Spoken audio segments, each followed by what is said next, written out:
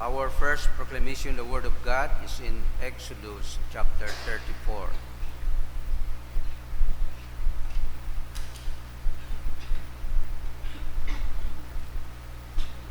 The reading.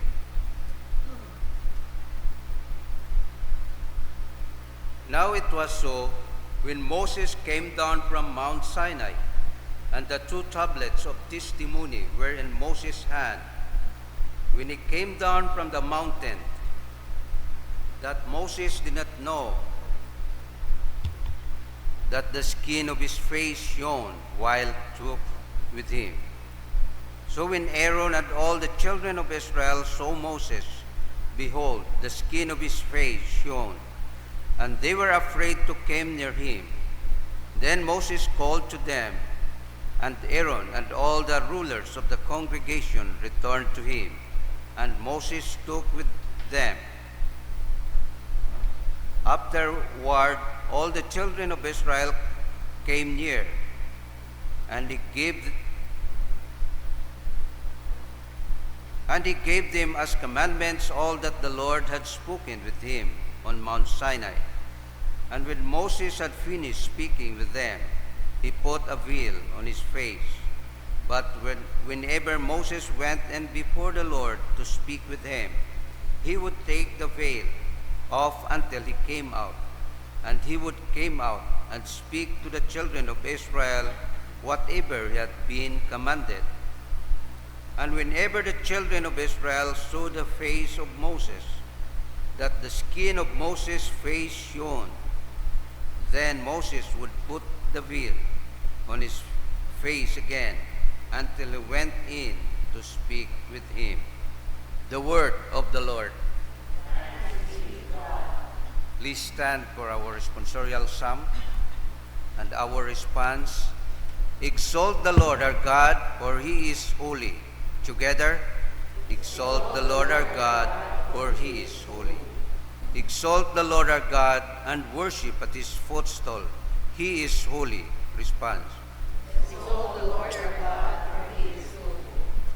Moses and Aaron were among his priests, and Samuel was among those who called upon his name. They called upon the Lord, and he answered them. He spoke to them in the cloudy pillars. They kept his testimonies and the ordinance he gave them. Response. Exalt the Lord our God, for he is holy. You answered them, O Lord our God. You were to them God who forgives. Though you took vengeance on their deeds, exalt the Lord our God and worship at his holy hill, for the Lord our God is holy. Response. Exalt the Lord our God, for he is holy. Glory be to the Father, and to the Son, and to the Holy Spirit. As it was in the beginning, is now, and ever shall be, world without end. Amen. Please be seated.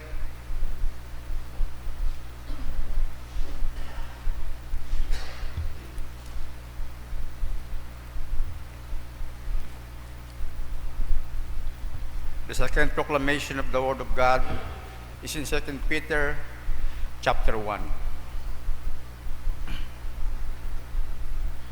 For we did not follow cunningly devised fables when we made known to you the power and coming of our Lord Jesus Christ, but were eyewitnesses of his majesty.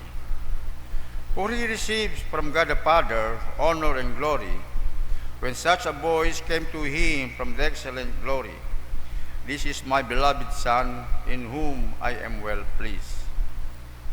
And we heard this voice which came from heaven, when we were with him on the holy mountain.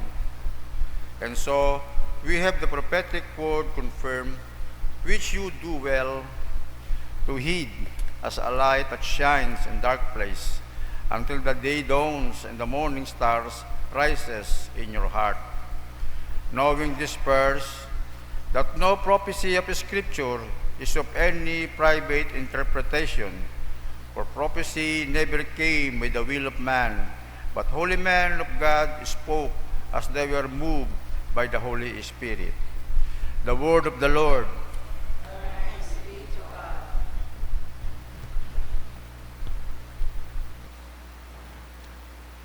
we stand? The Lord be with you. The Holy Gospel of our Lord Jesus Christ according to St. Luke chapter 9.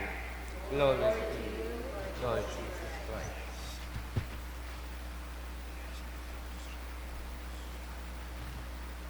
Now it came to pass about 8 days after this saying that he took Peter, John, and James and went up on the mountain to pray. As he prayed, the appearance of his face was altered, and his robe became white and glistening. And behold, 2 men took with him, who were Moses and Elijah, who appeared in glory and spoke of his decease, which he was about to accomplish at Jerusalem. But Peter and those with him were heavy with sleep. And when they were fully awake, they saw his glory and the 2 men who stood with him. Then it happened, as they were parting from him, that Peter said to Jesus, Master, it is good for us to be here, and let us make 3 tabernacles, one for you, one for Moses, and one for Elijah. Not knowing what he said. While he was saying this, a cloud came and overshadowed them, and they were fearful as they entered the cloud. And the voice came out of the cloud, saying, This is my beloved Son. Hear him. When the voice had ceased, Jesus was found alone, but they kept quiet and told no one in those days any of the things they had seen.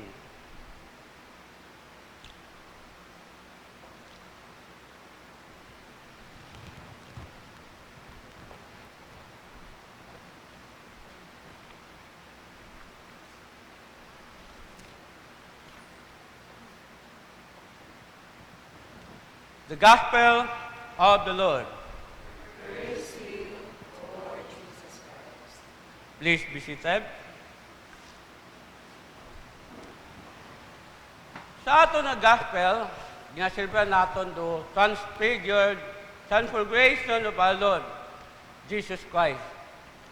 Ano ginatawag na transfiguration? Means pagbago it anyo. O itsura ko atong Ginoong Isus. Bukod dahil kapareho ko isang ka transformer no sa pelikula nga isang karobot transform kunamat siyakyan kunamat eroplano kundi ro ginatukoy kalado kahayag ko atong Ginoong Kristo nga kung si Jesus nagsaka sa bukid kay bahan do 3 ka alagad na si Pedro, si James, and John. Ag nakita nanda do pagbago ni Jesus, naging kaibana na si Moises ag si Elijah. Si Moises, represent nga imaw dito gyan kasuguan it Diyos. Sa rato nga 12 commandment, ag si Elijah isang ka propeta. Ngani, makita natin, si atong Ginoong Isus, nagbago da ng itsura kapareho ko adlaw nga di masakuran do kahayag. Ang kasubrang kaputi, di matupungan. Daan na nga kaputian. Ga-represent do kalutian ki Diyos nga una kana. Dahil sa anong rason? Dahil imaw halin sa Diyos. Imaw unga it Diyos ag minamahal ng Diyos. Abangan ni sa Philippians chapter 2 verse 6 to 8, bagamat imaw ay Diyos, pero wala na paggamita, wala na nga pagka-Diyos. Imaw naging tao, kabuhi iya sa bilog, sa ibabaw it kalibutan. Bagkos impairan na ng pagpaubos, maging masundonon, hasta sa kamatayon ikros. Agbangod ka ra, imbayay mau, o atong Diyos. Ama, dahil sa anang pagkamasundonon, hasta sa katapusan. Agsayod naton, nga si Jesus, hali pagkamatay na nabanhay mau, halin sa kamatayon. Agkala nakita naton do, kaluwatian it atong Ginoong Kristo dahil imaw unga it Diyos. Maigmangod, kita man ginkabig it atong Ginoo nga unga it Diyos. Amen? O, agree ba kita? Amen. The question is, paano kato makita do kahayag it Ginoo sa atong kabuhi? May pagbago baga o wa? Hambang ani sa verse 35, inhaban na niya sa mga disciples, haban na niya, and a voice came out of the cloud, saying, "This is my beloved Son. Hear him." Botang bagon, kung dagon naton sa atong pagpangabuhi, kung ano man ipabot kato Ginoo, pamatian naton, ag sundon. Meaning, kung atong ginapamatian, napakita naton na kita nag-obey ka na. Nagpakita na kita nagapaidayon saan nga prinsipyo, saan ang pamaagi. Dahil ginakilan naton nga imaw kung nga Diyos ag nagahari sa aton nga tagipusoon. At kung imaw nagahari sa aton tagipusoon, meaning willing kita makorek. Willing kita magbago tulad ng alagad ni Jesus sa kabuhi ni Pedro, ni James, ni John. Nakita nanda do kalwatian ni Kristo sa andang kabuhi. Dahil sa pagbabagong anyo ni Jesus, natutusandang sumunod, maglingkod sa Diyos na may katapatan. Hasta sa katapusan sa andang kabuhi. Kabay maigmanghod, ginapadumdum katon, kabay makalaman kita sa atong kabuhi. Nga makita katon do kalwatian ni Jesus, pagi sa pagsunod sa anang mando na may katapatan. Halin sa atong tagipusoon, nga pamatayan naton imaw, at sundon sa atong kabuhi. Nadumduman ko anay tag akong ging sila ni Word of God. Laya hay. Bisan anong turo mo hay, katig-ag kita ng ugo, napili ba na ng gusto? Makon hay, hindi ko mamakon i-share mo ra, kuha man akon sa agi. Paano mo marisulba, di mo problema, o di mo ginabatsag kung hindi mo gamiton, di mo pagtuo. Ang ba't ko, matuod, una rin mo pag-exercise. Hindi niya mo kasikang. Hay, kapungkurang, may ano bang ginasikat? Marami ito exercise, pero kailangan maghuwag di mo nga yawas. Kailangan magsikang ka step by step para makita mo kung ano do resulta. So, sa maling istorya, nagsunod. Aghambal ko, kung nakila mo si Jesus, kaya imaw gahari si mo tagpisuon, sunday mo. Ag kung sayod ni mo, kung ano rana nga, promisa mo. Kung ikaw magatuo, ang magasalig ka na, pakita mo ro, resulta, nga ikaw magatikang. So, subukan na. Primero, ginalay ng wow. Pag pangayon balik, kaya na. Bitan na. Ay, okay, kaya pa. Hasta 3 times, 4 times, every week, follow up. So nakita na ako do resulta. Ano makulim pamatsyag?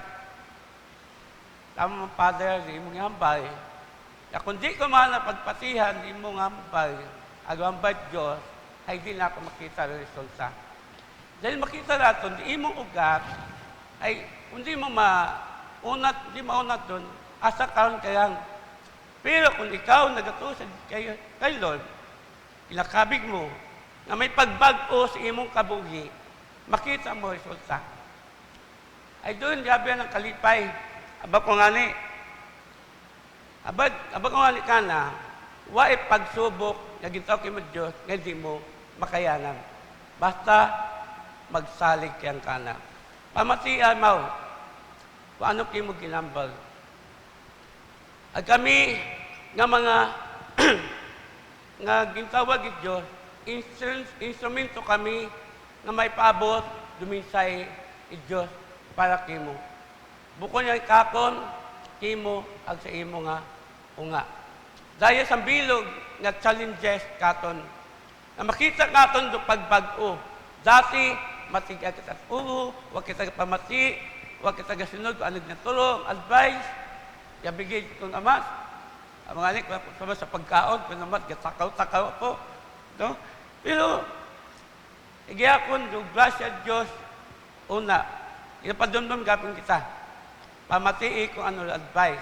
Yabigay, do aton nga Ginoo. Kung ano, inapaabot katon. Ang makita katon, kung do kahayag, do kalwatian, it atong Ginoo sa atong kabuhi, sa bulig, it Espiritu Santo. Amen?